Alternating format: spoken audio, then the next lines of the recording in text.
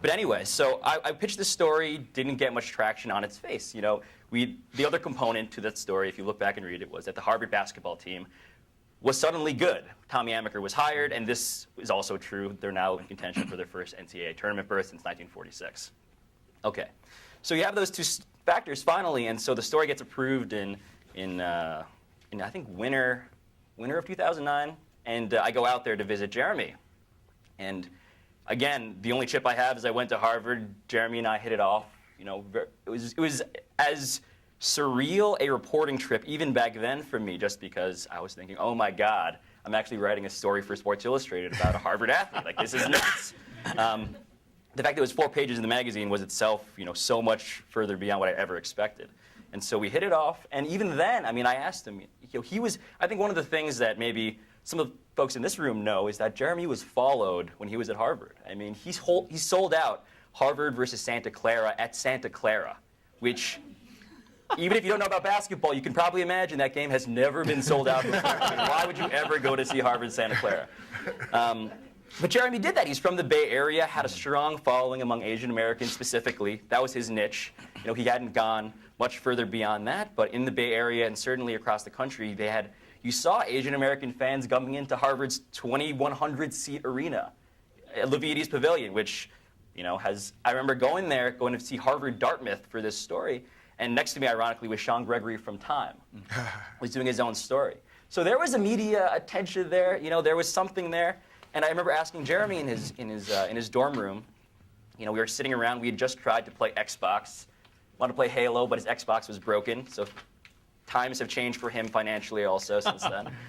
And I asked him, what's the most surprising thing about where you are in the Ivy League, as a basketball player at any level? And he said, well, it's pretty much everything. It was the fact that he had fans at all, the fact that he was a star at Harvard in the Ivy League. He would talk about at Harvard, being there, being an Asian American athlete at Harvard was something of an outlier.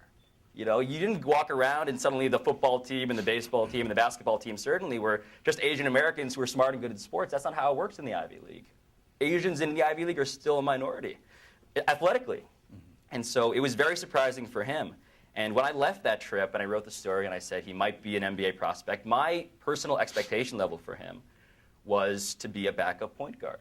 And that was roundly criticized by a lot of my friends and other people in the business as pretty naive. He wasn't drafted ultimately, and that wasn't terribly surprising to me. But Jeremy was, I thought, he had the ability and the talent and all the basketball intangibles. We all sort of familiar with his basketball IQ, which is his own loaded term. But he had a feel for the game as a point guard and as a scorer that I thought certainly belonged on an NBA roster. Now, whether I thought that this would happen, I think it's pretty safe to say that I didn't ever think that I would be at a panel about him or that I would have written 2 cover stories for SI. All of that is so far beyond my purview and certainly his. And he's told me that, in the recent time since he became a Knick. And so, yeah, it was the thing that I think about when I think about Jeremy is what it's like to be basically world famous overnight. That's not something that he could deal with. He was okay with dealing with really at Harvard when he had fans in this very niche community. And now, that's the thing that's most surreal about all of us to me. Mm-hmm. So let's talk about some of the other stories that you've covered over the years and how this one compares. Like, Jeff, you were big on the Tiger Mom, I remember. Yeah. And the rest of you have covered various athletes over the years. I think it's kind of similar. You could compare it to Tiger Mom a little bit. I was thinking of... Actually, my favorite piece I've written on this whole phenomenon right now is something I did for the Daily News called, basically which converged Tiger Mom and Jeremy Lin. And primarily because the most bizarre phenomenon ever is that my parents actually are watching the games. And I'm sure most of you guys who are parents or who certainly have parents are seeing some of the same thing. And I remember my mom actually, when we were on the phone, in so many words, not using the right kind of glossary of terms, suggesting that Jeremy was getting too many turnovers. And I was like, now we've arrived at kind of the edge of some sort of crazy abyss that I never expected to be on. Anyway. But great court vision, that kid. Sneaky athleticism. Anyway. Some other sports stories that I think are comparable were Kurt Warner and Tom Brady, who came out of nowhere and became stars, he's been compared to Tim Tebow because they're both religious and they have these kind of cult followings. And then also Tiger Woods, not the salacious Tiger Woods story, but the 1997 Masters victory was a great moment in terms of he didn't come out of nowhere, but things were simmering and then it exploded, and also race was a big factor in that. And Tiger Woods is technically Asian American. Yeah, that's true. So, does the Jeremy Lin story, can it be grouped with those, or is it something completely different? Or are there other stories that you compare? I mean, can I jump in? Sure. To me, I think the story that compares maybe most directly is Fernando Valenzuela, pitcher with the Dodgers, Mexican in a very Mexican-American Chicano community, and came out of nowhere, won the Cy Young. I think went like 9-1 at first. Was Fernando Mania? That was the story back then.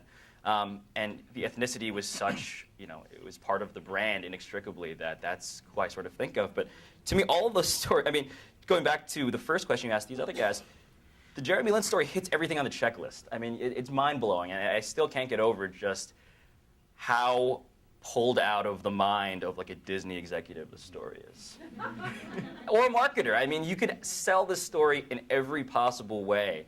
And it sort of meets, it's the Ivy League thing, it's the coming out of nowhere thing, it's the sleeping on his brother's couch thing, it's the Asian American thing, it's the idea that he's dropping your date on Kobe Bryant. I mean, that was the most surreal moment for me as a sports fan, period. And I'd like to think that it would be as surreal if I wasn't as connected to him as I've become. But to me, it's in a different whole genus. It's a whole different class. I mean, it combines every element, and it's a religious thing, obviously. It combines every element of all of those stories. Mm-hmm.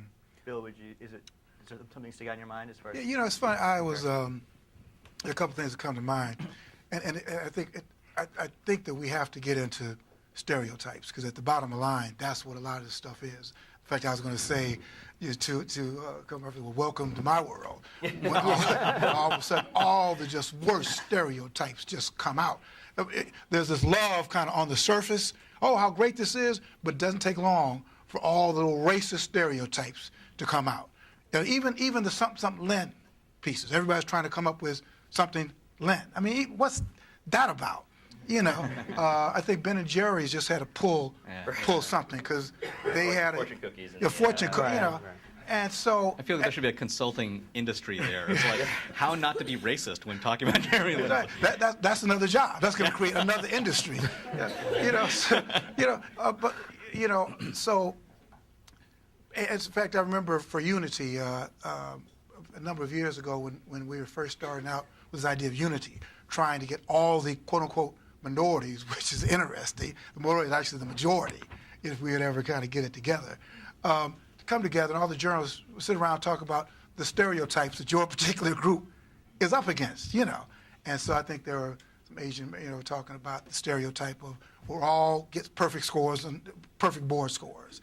We all come from these two, hardworking. Jeremy did get a perfect 800 on his math SAT 2 in the 9th grade. Yeah. But yes, There you go. his verbal wasn't that good. Yeah. Which so they're giving nice sense. I said, well, that's not necessarily a negative stereotype. I mean, there are other negative stereotypes, So then they say, okay, now your turn. And all our stereotypes were negative, the exact opposite. Undereducated, one parent, struggling family home, blah, blah, blah, blah, blah. Interestingly enough, when Harvard got good, when America came over, remember the story. In fact, the New York Times did a story. Because they started recruiting these really good athletes. All of a sudden, and they happened to be who are all black. these minority Wait a minute, here they come. Where are you getting these? Where are you getting what are these? his grades again? black- How does he do in the classroom again? What are they? Now they weren't Asian American. These were black guys, right? How did they get in? They shouldn't be here. In fact, I was just talking to some Columbia athlete, not Colombian. There's another stereotype.